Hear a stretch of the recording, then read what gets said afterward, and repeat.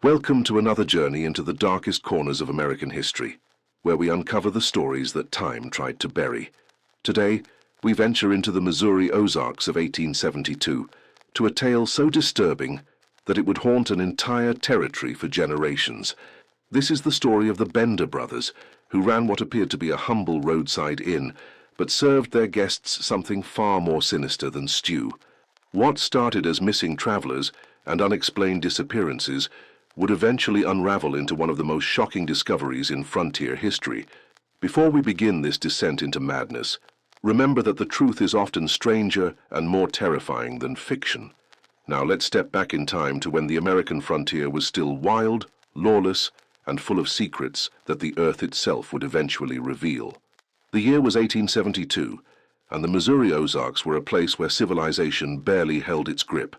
Dense forests stretched for miles, broken only by winding dirt roads that connected scattered settlements. It was a land of opportunity for some, but for others, it was the perfect place to disappear without a trace. In this remote wilderness, about 15 miles southeast of Springfield, Missouri, stood a modest log structure that locals knew as Bender's Inn. The building itself was unremarkable, a single-story cabin with a stone chimney that constantly billowed smoke, and a hand-painted sign that read, "Meals and lodging, fair prices." To weary travelers making their way through the treacherous Ozark trails, it must have seemed like a blessing. The inn was operated by two brothers, Jakob and Wilhelm Bender, German immigrants who had arrived in Missouri sometime in the late 1860s. Jakob, the elder brother at 34, was a bear of a man with thick shoulders and hands like ham hocks. His younger brother Wilhelm, 28, was leaner but no less intimidating, with pale blue eyes that seemed to look right through a person. The brothers spoke broken English with heavy German accents, which wasn't unusual for the area. Many German families had settled in Missouri during the previous decades, drawn by cheap land and the promise of a new life. What was unusual about the Bender brothers was their complete isolation from the German community that had formed around Springfield. They kept to themselves, something fierce, recalled Martha Hoffman, whose family ran a general store in nearby Clever, Missouri. Most German folks, they stick together, help each other out. But those Bender boys, they never came to church, never joined in community gatherings. When they did come to town for supplies, they'd speak only when spoken to, buy what they needed, and disappear back into those woods. The inn had been operating for nearly 3 years by 1872, and in that time it had developed a peculiar reputation. Travelers who stopped there often spoke of the excellent stew that the brothers served, a hearty meal that was perfect after a long day on the rough Ozark roads. The stew was always available, always hot and always the same recipe, a thick, rich broth with tender chunks of meat and vegetables. But there was something else that people noticed about Bender's Inn, something that made even the hungriest travelers think twice about stopping. The place had an atmosphere that one visitor described as heavy like the air before a thunderstorm. The brothers rarely smiled, rarely engaged in the kind of friendly conversation that was expected in frontier hospitality. "I stopped there once in the fall of '71, remembered Samuel Morrison, a traveling merchant who regularly made the route between Springfield and Arkansas. The stew was good, I'll give them that, but there was something about those brothers that made my skin crawl. They watched every bite I took, like they were studying me.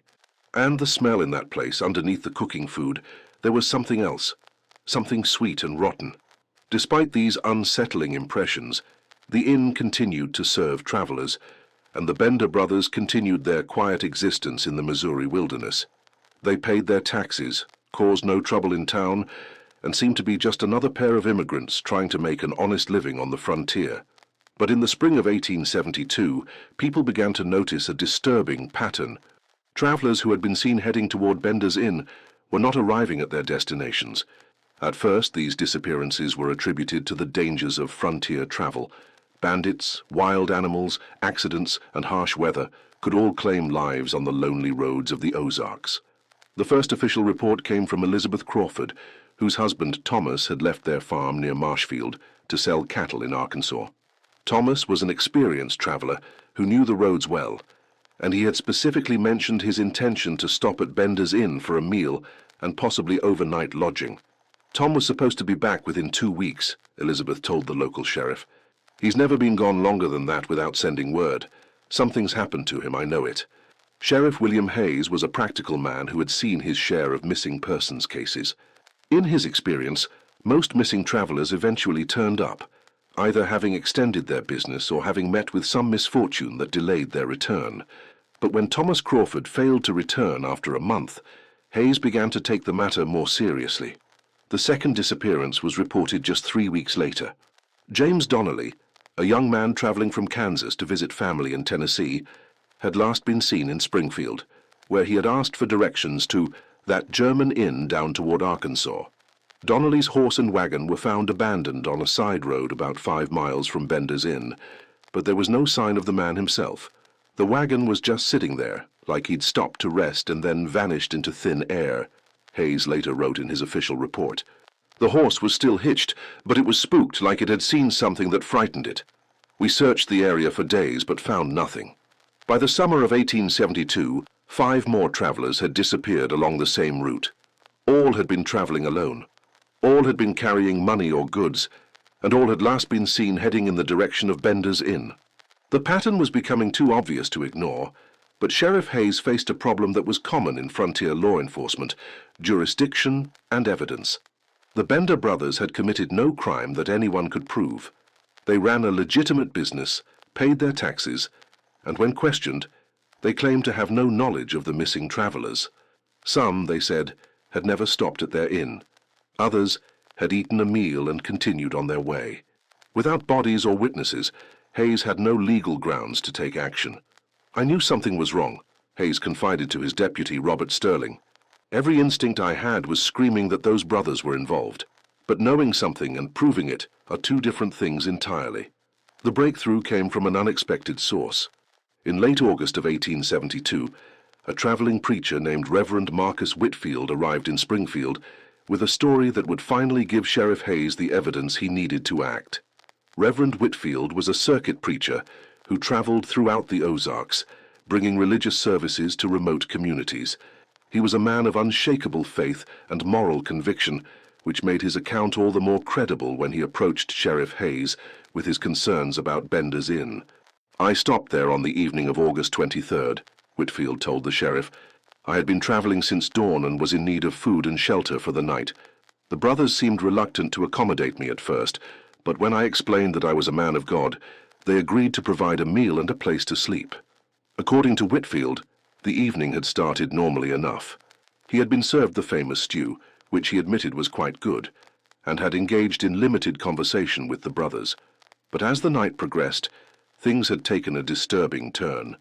"I was awakened sometime after midnight by strange sounds coming from beneath the floor," Whitfield continued. "At first I thought it might be animals, rats or possums that had gotten under the building, but as I listened more carefully, I realized the sounds were too rhythmic, too purposeful. Someone was digging." Whitfield had lain awake for the rest of the night, listening to the sounds of shoveling and what seemed like heavy objects being moved. When morning came, he had noticed that both brothers appeared exhausted, with dirt under their fingernails and mud on their boots, despite the fact that it had not rained in several days. "I asked them about it," Whitfield said, "told them I had heard sounds during the night, and wondered if they were having trouble with their foundation." Wilhelm just stared at me with those cold eyes of his, and Jakob said something in German that I didn't understand. But the tone of it, Sheriff, it was threatening. Whitfield had left the inn as quickly as possible, but his suspicions had been aroused. As a man who had spent years ministering to people in their darkest moments, he had developed an ability to sense evil, and he was convinced that he had encountered it at Bender's Inn. "There was something else," Whitfield added, his voice dropping to a whisper. "When I was leaving, I noticed a smell coming from behind the inn, sweet and putrid like rotting meat. When I looked in that direction, I saw freshly turned earth, several patches of it like graves." This testimony was exactly what Sheriff Hayes needed. Armed with Reverend Whitfield's account and the pattern of disappearances, he was able to obtain a warrant to search the Bender property. But Hayes was a cautious man who understood the dangers of confronting potentially violent criminals in their own territory. He decided to assemble a posse and approach the inn with overwhelming force. On the morning of September 15, 1872, Sheriff Hayes led a group of 12 armed men toward Bender's Inn. The party included his deputy, Robert Sterling, several local ranchers who had volunteered their services, and Dr. Henry Morrison, the town physician, who Hayes hoped would not be needed but wanted present just in case. As the posse approached the inn, they noticed that no smoke was rising from the chimney, which was unusual for a time of day when the brothers would normally be preparing the morning meal. The silence around the property was complete. No sounds of activity, no signs of life. The place felt abandoned, Deputy Sterling later recalled. Not just empty, but abandoned, like something had driven the life right out of it. Sheriff Hayes called out, announcing his presence and his intention to search the property. When no response came, the posse approached the building with weapons drawn. The front door was unlocked, and when they pushed it open, they were greeted by a sight that would haunt them for the rest of their lives. The interior of the inn was in complete disarray. Tables and chairs were overturned, dishes were broken on the floor, and there were dark stains on the wooden walls that looked suspiciously like blood. But it was the smell that hit them first. The same sweet, putrid odor that Reverend Whitfield had described, but now concentrated and overwhelming. It was like walking into a slaughterhouse, Dr. Morrison later wrote in his report. The smell of death was so strong that several of the men had to step outside to keep from being sick. A search of the building revealed that the Bender brothers were nowhere to be found. Their personal belongings were gone, and it appeared that they had left in a hurry, abandoning the inn and everything in it. But the most disturbing discovery was yet to come. In the main room of the inn, Deputy Sterling noticed that several of the floorboards appeared to have been recently disturbed. When the posse pried up these boards, they found a shallow cellar that had clearly been excavated by hand. The cellar was empty, but the walls and floor were stained with what could only be blood. It was like looking into hell itself, Sterling said. The walls were covered in dark stains, and the smell down there was so bad that we could only stay for a few minutes at a time. But the cellar was just the beginning. Following Reverend Whitfield's description, the posse moved to the area behind the inn where he had seen the freshly turned earth. What they found there would shock the entire territory and make the Bender brothers' names synonymous with frontier horror. The ground behind the inn was dotted with what were clearly graves, at least 8 distinct mounds of recently disturbed earth. Sheriff Hayes ordered his men to begin excavating, and what they uncovered confirmed their worst fears. The first grave yielded the remains of Thomas Crawford, the cattle rancher who had disappeared in the spring. His body showed signs of severe trauma, multiple stab wounds, and what appeared to be blunt force injuries to the head. His money and personal effects were missing, but his clothing and a distinctive ring allowed for positive identification. The second grave contained the body of James Donnelly, the young man whose abandoned wagon had been found months earlier. Like Crawford, Donnelly had been stabbed multiple times, and his skull showed evidence of being crushed by a heavy object. As the excavation continued, more bodies were uncovered. Men, women, and even children, all showing signs of violent death, all buried in shallow graves behind the inn, where they had sought shelter and sustenance. The final count would reach 11 victims, ranging in age from 8 to 62. It was the most horrific thing I've ever seen, Dr. Morrison wrote. These people had come to the inn seeking help, and instead they had found monsters. The brutality of their death suggested that they had been tortured before being killed. The investigation revealed the full scope of the Bender brothers' crimes. Based on the evidence found at the scene and testimony from the few survivors who had encountered the brothers and lived to tell about it, investigators were able to piece together the brothers' method of operation. Travelers would arrive at the inn seeking food and lodging. The brothers would serve them the famous stew and engage them in conversation to determine how much money they were carrying and whether anyone would miss them if they disappeared. Victims who appeared wealthy and isolated would be marked for death. The murders typically took place late at night, when the victims were asleep or incapacitated. The brothers would attack with knives and blunt instruments, killing their victims quickly to prevent them from crying out. The bodies would then be robbed of all valuables and buried in the graves behind the inn. But perhaps the most disturbing aspect of the case was the revelation about the stew that had made the inn famous throughout the region. Analysis of the kitchen and the remaining food stores suggested that the Bender brothers had been supplementing their regular ingredients with human flesh, serving their victims to subsequent guests in a grotesque cycle of cannibalism and murder. The thought that people had been eating human flesh without knowing it was almost too horrible to contemplate, Sheriff Hayes wrote in his final report. But the evidence was undeniable. The brothers had been literally feeding their victims to other travelers. The discovery at Bender's Inn sent shockwaves throughout Missouri and the surrounding territories. Newspapers picked up the story, and soon the tale of the cannibal innkeepers was being told across the nation. The Missouri governor offered a substantial reward for the capture of Jakob and Wilhelm Bender, but the brothers had vanished as completely as their victims once had. Search parties scoured the Ozarks for months, following every lead and investigating every report of suspicious German immigrants. But the Bender brothers seemed to have disappeared into the wilderness as if they had never existed. Some believed they had fled to Mexico, others thought they might have returned to Germany, and still others speculated that they had met with violent ends themselves, perhaps at the hands of other criminals or vigilantes. The inn itself was burned to the ground by angry locals who wanted to erase all traces of the horror that had taken place there. But the memory of the Bender brothers and their crimes would linger in the collective consciousness of the Ozarks for generations to come. Families began traveling in groups, and lone travelers avoided the remote roads where the inn had stood. The very mention of the Bender name was enough to send chills down the spines of frontier families, and parents would use the story as a cautionary tale to keep their children from wandering too far from home. The Bender brothers changed how people thought about travel in these parts, recalled Martha Hoffman years later. Before them, folks were trusting, willing to help strangers and accept help in return. After them, everyone was suspicious, everyone was afraid. The case also highlighted the challenges of law enforcement on the frontier. The vast distances, poor communication and limited resources made it easy for criminals to operate undetected for extended periods. The Bender brothers had been able to murder at least 11 people over the course of several years without arousing serious suspicion, largely because there was no effective system for tracking missing persons or coordinating investigations across different jurisdictions. In response to the Bender case and similar crimes, Missouri began implementing new procedures for monitoring remote businesses and tracking missing persons. Innkeepers and other hospitality providers were required to register with local authorities and maintain records of their guests.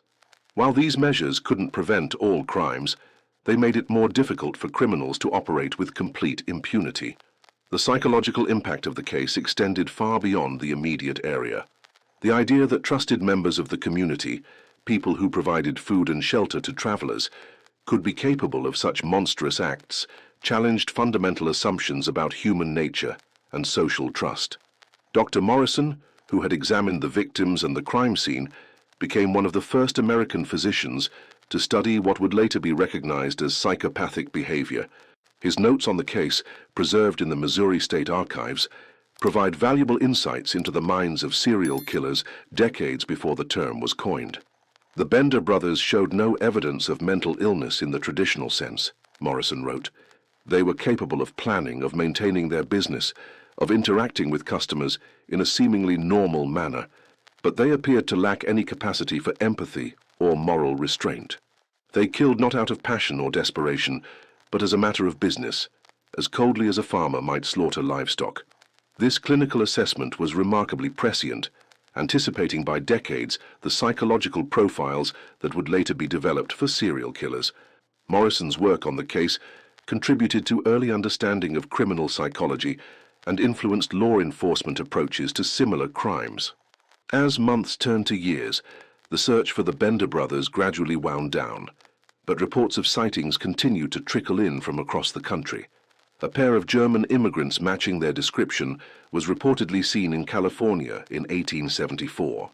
Another sighting placed them in Texas in 1876, but none of these reports could be confirmed, and the brothers remained fugitives from justice. The case took on an almost mythical quality in American folklore. Stories about the Bender brothers were told around campfires and in taverns, often embellished with supernatural elements. Some versions claimed that the brothers had made a pact with the devil. Others suggested that they were not entirely human. These embellishments reflected the difficulty that people had in comprehending such extreme evil within a normal human context. But for the families of the victims, the case was all too real and all too painful. The sudden, violent loss of loved ones, combined with the horrific circumstances of their deaths, created trauma that lasted for generations. Some families never recovered from the shock, and several moved away from Missouri entirely, unable to bear living in the same territory where their relatives had met such terrible ends.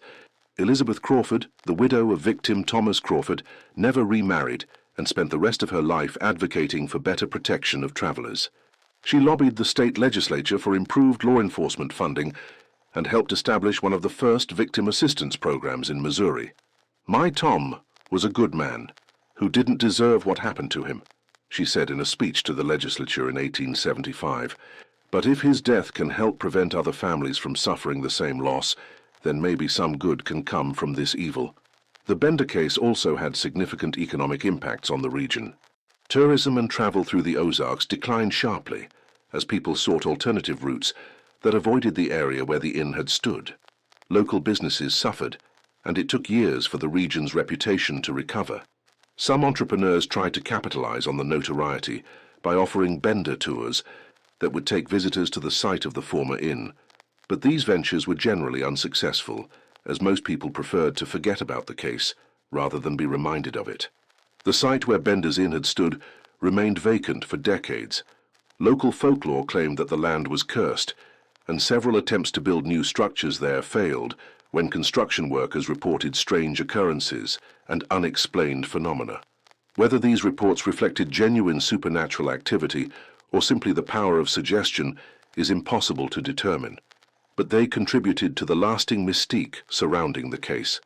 In 1895, more than 20 years after the murders, a farmer ploughing a field near the former inn site discovered additional human remains. These bones, which appeared to be from at least 2 more individuals, suggested that the Bender brothers' victim count might have been even higher than originally believed. But by this time most of the original investigators had died or moved away, and there was little appetite for reopening the case. The discovery did, however, renew interest in finding the brothers themselves. A new generation of law enforcement officers took up the search, using more modern investigative techniques and improved communication networks. But despite their efforts, Jakob and Wilhelm Bender remained as elusive as ever. Some historians have speculated that the brothers might have been killed shortly after fleeing the inn, either by other criminals or by vigilantes seeking the reward money. The frontier was a dangerous place for fugitives, and the brothers would have been recognizable to anyone familiar with their case. It's possible that they met violent ends in some remote location where their bodies were never discovered. Others believe that the brothers successfully escaped to another country, possibly using false identities and the money they had stolen from their victims. Given their apparent intelligence and planning abilities, this scenario is certainly plausible. They might have lived out their lives in anonymity, their crimes unknown to their new communities. A third possibility is that the brothers continued their criminal activities elsewhere, perhaps under different names and using different methods. Serial killers rarely stop killing voluntarily, and it's conceivable that Jakob and Wilhelm Bender were responsible for other unsolved murders in different parts of the country. Whatever their ultimate fate, the Bender brothers left an indelible mark on American criminal history. Their case was one of the first to receive widespread national attention, and it helped establish many of the investigative procedures that would later become standard in serial killer cases. The story of Bender's Inn also became a cautionary tale about the dangers of isolation and the importance of community vigilance. It demonstrated how criminals could exploit the trust and hospitality that were essential to frontier survival, turning virtues into vulnerabilities. For modern criminologists and historians, the Bender case provides valuable insights into the social and psychological factors that enable serial killing. The brothers' ability to operate undetected for years highlights the importance of communication and coordination in law enforcement, while their choice of victims reveals the vulnerability of marginalized populations. The case also illustrates the role of chance in criminal investigations. If Reverend Whitfield had not stopped at the inn that night, or if he had not been awakened by the sounds of digging, the brothers might have continued their crimes indefinitely. It was only through this fortunate coincidence that their activities were finally exposed. As we reflect on this dark chapter in American history, we are reminded that evil can wear a familiar face and hide behind a veneer of respectability. The Bender brothers appeared to be ordinary immigrants trying to make an honest living, but beneath this facade lurked monsters capable of unimaginable cruelty. Their story serves as a warning that we must remain vigilant against those who would exploit our trust and prey upon our vulnerabilities. It reminds us that the price of safety is eternal watchfulness, and that we must never become so comfortable in our communities that we forget the potential for evil that exists in the human heart. The 11 known victims of the Bender brothers, Thomas Crawford, James Donnelly, Mary Patterson, William Hutchinson, Sarah Mitchell, David Coleman, Rebecca Foster, Michael O'Brien, Catherine Walsh, Samuel Turner, and young Timothy Brooks, deserve to be remembered not just as statistics in a criminal case, but as individuals whose lives were cut short by senseless violence. They were farmers and merchants, travelers and settlers, people with hopes and dreams and families who loved them. Their deaths remind us of the fragility of life and the importance of protecting those who cannot protect themselves.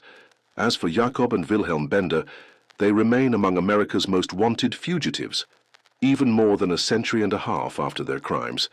Their case file remains officially open, though the likelihood of ever solving it grows smaller with each passing year. But their legacy lives on in the lessons we have learned about criminal behavior, victim protection, and the importance of community cooperation in maintaining public safety. The horror of Bender's Inn has been transformed into knowledge that helps us better understand and prevent similar crimes. In the end, perhaps that is the most fitting memorial to the victims, that their deaths were not entirely in vain, that something positive emerged from the darkness of their final moments. They could not be saved, but others have been protected because of what we learned from their tragedy. The Missouri Ozarks have long since recovered from the shadow cast by the Bender brothers. The region is now known for its natural beauty, its outdoor recreation opportunities, and its warm hospitality. But somewhere in those rolling hills, in a place that time and nature have reclaimed, lie the unmarked graves of those who sought shelter and found only death. Their stories remind us that evil is real, that monsters walk among us, and that we must never stop fighting against the darkness that threatens to consume the innocent. The case of the Bender brothers may be cold, but the lessons it teaches us remain as relevant today as they were in 1872. We may never know what became of Jacob and Wilhelm Bender, but we will never forget the lives they destroyed or the terror they brought to the American frontier. Their names will forever be associated with one of the most disturbing chapters in our nation's criminal history, a reminder that sometimes the most dangerous predators are those who appear most harmless. The inn is gone, the brothers have vanished into history, but the memory of their crimes serves as an eternal warning. In a world where strangers still seek shelter and sustenance from those they trust, we must remember the lesson of Bender's Inn, that evil can hide behind the most innocent facade, and that vigilance is the price we pay for safety. The discovery at Bender's Inn had shaken the Missouri Territory to its core, but the investigation was far from over. As Sheriff Hayes and his men continued to process the horrific crime scene, they began to uncover evidence that suggested the Bender brothers' operation was far more sophisticated and extensive than anyone had initially imagined. Dr. Morrison's examination of the victims revealed disturbing patterns that went beyond simple robbery and murder. The bodies showed signs of systematic torture, with wounds that appeared to have been inflicted over extended periods rather than in quick, violent attacks. Some victims had clearly been kept alive for days or even weeks before finally being killed. The evidence suggests that these men took pleasure in their victims' suffering, Dr. Morrison wrote in his expanded report. The wounds were not consistent with quick deaths motivated by robbery. These were the marks of prolonged torture, of men who enjoyed inflicting pain. Even more disturbing was the discovery of a crude journal hidden beneath the floorboards of the inn's main room. Written in a mixture of German and broken English, the journal detailed the brothers' crimes with chilling matter-of-factness. The entries, apparently written by Jacob, the older brother, revealed a level of planning and premeditation that transformed the case from a series of opportunistic murders into something far more sinister. The first entry, dated March 15, 1870, described the brothers' arrival in Missouri and their decision to establish the inn. But rather than being motivated by a desire to run a legitimate business, their choice of location and profession had been carefully calculated to provide them with a steady supply of victims. The road brings many travelers, Jacob had written in his crude English, lonely men with money, families with goods. They trust us because we feed them. Trust makes them weak. Weak makes them easy. Subsequent entries detailed the brothers' first murders and their gradual refinement of their methods. They had started by simply robbing and killing travelers, but over time they had developed more elaborate techniques for extracting information from their victims before killing them. The journal revealed that the brothers had forced their victims to reveal the locations of hidden money, the names of family members who might pay ransom, and details about other travelers who might make suitable targets. This information had allowed them to expand their criminal network beyond the immediate area around the inn. We learn much from the dying. One particularly chilling entry read, "They tell us of others, of places where gold is hidden, of roads where rich men travel. Each death brings us new opportunities." The journal also contained detailed descriptions of the brothers' torture methods, written with the clinical detachment of a medical textbook. They had experimented with different techniques for extracting information, testing various forms of physical and psychological pressure to determine what worked most effectively. Sheriff Hayes found these entries almost impossible to read, but he forced himself to continue, knowing that the information might be crucial for understanding the full scope of the brothers' crimes. What he discovered was evidence of a criminal enterprise that extended far beyond the Missouri Ozarks. The brothers had established contacts with other criminals throughout the region, trading information about wealthy travelers and sharing techniques for avoiding detection. They had created a network of informants in various towns who would alert them to promising targets, and they had developed relationships with corrupt officials who would help them avoid investigation. It wasn't just two men killing travelers, Hayes later explained to a reporter from the St. Louis Post-Dispatch. It was an organized criminal operation, with tentacles reaching across multiple states. The Bender brothers were at the center of it, but they weren't working alone. This revelation prompted a massive expansion of the investigation. Federal marshals were called in to coordinate with local law enforcement agencies across Missouri, Arkansas, Kansas, and the Indian Territory. What they discovered was a pattern of missing persons cases that stretched back nearly a decade and covered hundreds of miles. The investigation revealed that the Bender brothers had been responsible for far more deaths than the 11 bodies found behind their inn. Based on information from the journal and testimony from surviving witnesses, investigators estimated that the brothers had killed at least 30 people over the course of their criminal career. Some of these murders had taken place at the inn, but others had occurred during the brothers' travels throughout the region. They had posed as traveling merchants, itinerant workers, and even occasionally as lawmen, using these disguises to gain access to potential victims. The journal described several murders that had taken place far from the inn. In one entry, Jacob described how he and Wilhelm had posed as cattle buyers to gain access to a remote ranch in Arkansas, where they had killed an entire family and stolen their livestock and savings. "The old man fought hard," Jacob had written, "but the woman and children were easy. We took their cattle to market in Little Rock. No one questioned us. Dead men tell no tales, and their cattle bring good prices."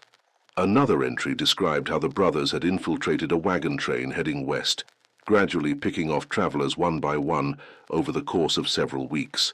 They had blamed the disappearances on Indian attacks, and the surviving members of the train had never suspected that the killers were traveling among them. These revelations transformed the Bender case from a local crime story into a national scandal. Newspapers across the country picked up the story, and the brothers became some of the most wanted fugitives in American history. The federal government offered a reward of $10,000 for their capture, an enormous sum for the time. But despite the massive manhunt that followed, the brothers remained elusive. Sightings were reported from California to New York, but none could be confirmed. It seemed that Jacob and Wilhelm Bender had vanished as completely as their victims once had. The investigation did, however, lead to the arrest of several of their accomplices. A corrupt sheriff in Arkansas was found to have been taking bribes to ignore missing persons reports. A merchant in Kansas City was discovered to have been buying stolen goods from the brothers and asking no questions about their origins. Most significantly, investigators uncovered evidence of a larger criminal network that the Bender brothers had been part of. This network, which law enforcement dubbed the Ozark Ring, included dozens of criminals operating throughout the region. They shared information, provided mutual assistance, and helped each other avoid capture. The ring included counterfeiters, horse thieves, confidence men, and murderers. They operated safe houses where fugitives could hide, maintained networks of corrupt officials who would provide protection, and had established routes for moving stolen goods to distant markets where they could be sold without suspicion. "It was like nothing we had ever seen before," explained Federal Marshal James Patterson, who led the investigation into the Ozark Ring. These weren't just individual criminals operating independently. They had created a shadow economy based on theft, fraud, and murder. The investigation into the ring continued for years, ultimately resulting in dozens of arrests and convictions. But the Bender brothers themselves remained at large, and their fate became one of the great mysteries of the American frontier. As the years passed, the case took on an almost legendary quality. Stories about the brothers were told and retold, often embellished with supernatural elements. Some claimed that they had been seen in distant countries, living under assumed names. Others insisted that they had been killed by vigilantes or rival criminals. One of the most persistent theories was that the brothers had fled to Mexico, where they had continued their criminal activities under new identities. This theory was supported by reports of similar crimes in northern Mexico during the 1870s and 1880s, including several cases involving German immigrants who operated remote inns. Another theory suggested that the brothers had returned to Germany using money stolen from their victims to purchase new identities and passage across the Atlantic. German immigration records from the period show several men matching their descriptions, but positive identification was impossible given the limited documentation of the era. Perhaps the most intriguing theory was that the brothers had been killed shortly after fleeing Missouri, possibly by members of their own criminal network who feared that they might be captured and forced to reveal information about other members of the ring. This theory was supported by the discovery in 1889 of 2 skeletons in a remote canyon in Colorado. The remains were found with German coins and personal effects that might have belonged to the Bender brothers, but positive identification was impossible due to the advanced state of decomposition. Regardless of their ultimate fate, the Bender brothers had left an indelible mark on American criminal history. Their case was one of the first to receive widespread national attention, and it helped establish many of the investigative procedures that would later become standard in serial killer cases. The case also had significant impacts on frontier society and law enforcement. The revelation that such an extensive criminal network could operate largely undetected led to major reforms in how law enforcement agencies shared information and coordinated investigations. New procedures were established for tracking missing persons across state lines, and federal marshals were given expanded authority to investigate crimes that crossed jurisdictional boundaries. These reforms would prove crucial in combating the organized criminal gangs that plagued the American West during the late 19th century. The psychological impact of the case was equally significant. The Bender brothers had shattered the trust that was essential to frontier hospitality, making travelers more suspicious and cautious. The era of unquestioned welcome for strangers was effectively ended by the revelation of what had happened at Bender's Inn. This change in attitude had both positive and negative consequences. While increased caution helped protect travelers from predators like the Bender brothers, it also made life more difficult for legitimate travelers who depended on the kindness of strangers. The case also influenced American literature and popular culture. The story of the cannibal innkeepers became a staple of frontier folklore, inspiring countless books, plays, and eventually films. These fictional treatments often took significant liberties with the historical facts, but they helped keep the story alive in the public consciousness. One of the most notable literary treatments was a novel published in 1885 by author Samuel Clemens, better known as Mark Twain. Titled The Bloody Inn, the novel was a fictionalized account of the Bender case that captured the horror and moral complexity of the crimes, while also serving as a commentary on the violence and lawlessness of frontier life. The Bender brothers represent something dark in the American character, Twain wrote in his preface to the novel. They are the shadow side of our national mythology, the monsters that lurk beneath our stories of frontier heroism and manifest destiny. Academic interest in the case has continued into the modern era.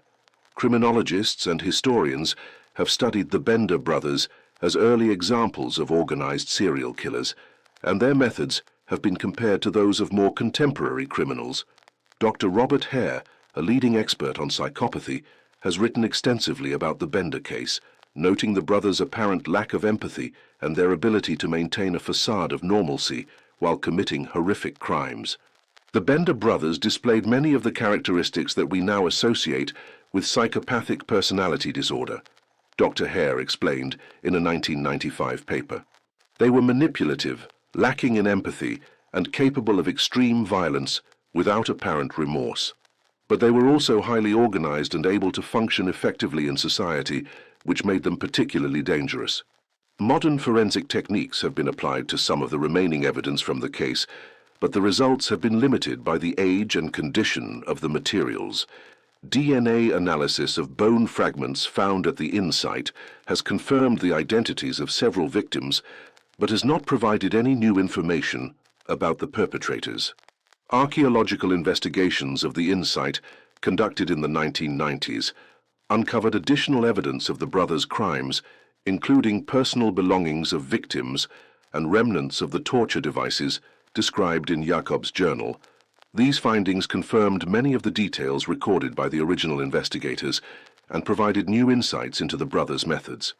The site of the former inn has become something of a pilgrimage destination for true crime enthusiasts and historians. A small historical marker now stands where the building once stood, providing a sanitized account of what happened there. But locals still speak in whispers about the place, and many refuse to visit it after dark. The economic impact of the case on the local community was severe and long-lasting. Tourism to the area declined sharply, and it took decades for the region's reputation to recover. Some businesses never reopened, and several families moved away entirely, unable to bear living in the shadow of such horror. But the case also had some positive long-term effects.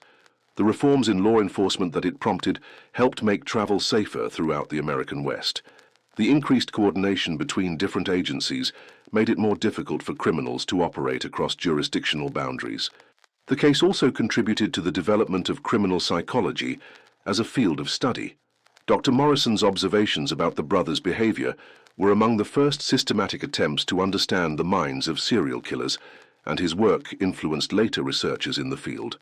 Perhaps most importantly, the case served as a reminder of the importance of community vigilance in protecting public safety. The Bender brothers had been able to operate for years, partly because people were reluctant to question their neighbors or report suspicious behavior. The lesson learned from the case was that communities must be willing to speak up when something seems wrong, even if it means challenging respected members of society. This lesson would prove valuable in later cases involving serial killers and other dangerous criminals. For the families of the victims, the case brought both closure and continued pain. While they finally knew what had happened to their loved ones, the horrific circumstances of their deaths created trauma that lasted for generations. Elizabeth Crawford, the widow of victim Thomas Crawford, became an advocate for victims' rights and helped establish some of the first support services for families affected by violent crime. Her work laid the foundation for the victim assistance programs that are now standard in law enforcement agencies across the country. Tom's death was senseless and horrible, she said in a speech to the Missouri legislature in 1880. But if we can use what happened to him to help other families, then maybe some good can come from this evil. The children of victims faced particular challenges, growing up with the knowledge that their parents had died in such horrible circumstances. Some struggled with depression and anxiety throughout their lives, while others channeled their pain into advocacy and public service. Mary Donnelly, the daughter of victim James Donnelly, became a teacher and spent her career educating children about safety and the importance of trusting their instincts when something seemed wrong. She often spoke about her father's death, using it as a teaching tool to help children understand the reality of evil in the world. "My father was a good man who trusted the wrong people," she would tell her students. "I want you to understand that there are bad people in the world, and you must be careful. But I also want you to know that there are far more good people than bad ones, and that we must not let fear prevent us from helping others." The case also had significant impacts on the German immigrant community in Missouri. Many German families faced suspicion and hostility in the aftermath of the Bender case, as some people associated all German immigrants with the crimes of the brothers. This prejudice was largely unfounded, as the vast majority of German immigrants were law-abiding citizens who had come to America seeking better lives for their families. But the actions of the Bender brothers had tainted the reputation of the entire community, and it took years for this prejudice to fade.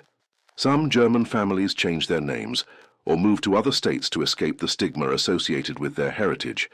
Others worked actively to rebuild their community's reputation, engaging in charitable work and civic activities to demonstrate their commitment to their adopted country. The case also influenced immigration policy and procedures. The revelation that the Bender brothers had entered the country under false identities led to calls for stricter screening of immigrants and better record-keeping at ports of entry. While these reforms had some positive effects in preventing criminals from entering the country, they also made life more difficult for legitimate immigrants who were seeking refuge from poverty and persecution in their home countries. The religious community was also deeply affected by the case. The fact that Reverend Whitfield had been instrumental in exposing the brothers' crimes was seen by many as evidence of divine intervention, and the case became a popular subject for sermons about good versus evil. Some religious leaders used the case to argue for stricter moral education and greater emphasis on traditional values. Others focused on the importance of compassion and charity, arguing that the brothers' crimes were the result of a lack of moral guidance and community support. The case also raised difficult theological questions about the nature of evil and the existence of truly irredeemable souls. Some religious thinkers argued that the Bender brothers represented pure evil, while others maintained that even they could have been saved through divine grace. These debates continued for decades and influenced American religious thought well into the 20th century. The case became a touchstone for discussions about morality, justice, and the role of religion in society. As the 19th century drew to a close, the Bender case gradually faded from the headlines, but it never completely disappeared from public consciousness. New generations of Americans discovered the story through books, newspapers, and word of mouth, and it remained a popular subject for writers and storytellers. The case also influenced the development of detective fiction as a literary genre. Authors like Arthur Conan Doyle and Edgar Allan Poe drew inspiration from real cases like the Bender murders, using them as the basis for fictional stories that explored the psychology of crime and the methods of detection. The scientific approach to criminal investigation that was pioneered in the Bender case also influenced the development of modern forensic science. Techniques for preserving and analyzing evidence, interviewing witnesses, and coordinating multi-jurisdictional investigations all trace their roots back to cases like this one. In the 20th century, the case continued to fascinate criminologists and historians. New books and articles about the Bender brothers appeared regularly, each offering new theories about their fate and new insights into their crimes. The development of computer databases and improved communication systems made it possible to search for connections between the Bender case and other unsolved crimes from the same era. While no definitive links were established, researchers identified several cases that showed similarities to the brothers' methods and might have been their work. The case also became a subject of academic study in universities across the country. Criminal justice students analyzed the investigation techniques used by Sheriff Hayes and his colleagues, while psychology students studied the brothers' behavior for insights into the criminal mind. In recent decades, the case has gained new relevance as law enforcement agencies have become more sophisticated in their approach to serial crime investigation. The methods pioneered in the Bender case, including multi-jurisdictional cooperation and systematic evidence analysis, are now standard procedures in major criminal investigations. The case has also been featured in numerous television documentaries and true crime programs, introducing new generations to the story of the cannibal innkeepers. These programs have generally been faithful to the historical record, though some have taken dramatic liberties for entertainment purposes. Modern technology has also been applied to the case in attempts to solve remaining mysteries. Computer modeling has been used to analyze the brothers' likely escape routes, while geographic profiling techniques have been applied to their pattern of crimes. DNA analysis has been attempted on some of the remaining evidence, but the age and condition of the materials have limited its effectiveness. However, advances in forensic technology continue to offer hope that new information about the case might eventually be uncovered. The site of the former inn remains a place of fascination for visitors, though little remains to mark what happened there. The historical marker provides basic information about the case, but many visitors leave feeling that it fails to convey the true horror of what occurred. Local historians have proposed creating a more comprehensive memorial that would honor the victims, while also educating visitors about the importance of community vigilance and the dangers of unchecked evil. However, these proposals have met with mixed reactions from community members, some of whom prefer to let the past remain buried. The debate over how to commemorate the case reflects broader questions about how society should remember its darkest chapters. Some argue that such horrors should be remembered and studied to prevent their repetition, while others believe that dwelling on such events gives them more attention than they deserve. As we reflect on the case of the Bender brothers more than 150 years after their crimes, we are reminded that evil is a constant presence in human society. The brothers may have been products of their time and place, but the capacity for such cruelty exists in every era. Their story serves as a warning that we must remain vigilant against those who would prey upon the innocent and exploit the trust that makes civilization possible. It reminds us that the price of safety is eternal watchfulness, and that we must never become so comfortable that we forget the potential for evil that lurks in the human heart. The 11 confirmed victims of the Bender brothers, and the many others who likely died at their hands, deserve to be remembered not just as statistics in a criminal case, but as individuals whose lives had value and meaning. Their deaths were not in vain if they serve to remind us of our obligation to protect the vulnerable and to stand against evil wherever we find it. As for Jacob and Wilhelm Bender themselves, they remain among history's most notorious fugitives. Whether they died violent deaths in some remote location, lived out their lives in hiding, or continued their crimes under new identities, we may never know. But their legacy lives on in the lessons we have learned about criminal behavior, victim protection, and the importance of community cooperation in maintaining public safety. The case of the brothers who served more than stew may be officially cold, but its lessons remain as relevant today as they were in 1872. In a world where strangers still seek shelter and sustenance from those they trust, we must remember that evil can hide behind the most innocent facade, and that vigilance is the price we pay for safety. The Missouri Ozarks have long since recovered from the shadow cast by the Bender brothers, but the memory of their crimes serves as an eternal reminder that monsters walk among us, often wearing the faces of those we trust most. Their story challenges us to remain alert, to trust our instincts, and to never forget that the greatest evil often comes disguised as the greatest good. In the end, the disturbing cold case of the brothers who served more than stew stands as one of the most chilling reminders of humanity's capacity for evil, but it also demonstrates our capacity for justice, our determination to protect the innocent, and our refusal to let evil triumph over good. The inn is gone. The brothers have vanished into history, but their victims are not forgotten. Their names are carved in stone, their stories preserved in archives, and their memory honored by all who refuse to let evil go unchallenged. In remembering them, we honor not just their lives, but our commitment to ensuring that such horrors never happen again.